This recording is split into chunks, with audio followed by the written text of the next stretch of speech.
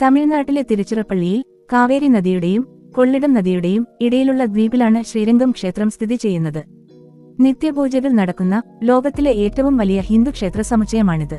ശ്രീരംഗനാഥൻ എന്ന നാമത്തിൽ അനന്തശയന രൂപത്തിലുള്ള മഹാവിഷ്ണുവാണ് ഇവിടുത്തെ മുഖ്യപ്രതിഷ്ഠ.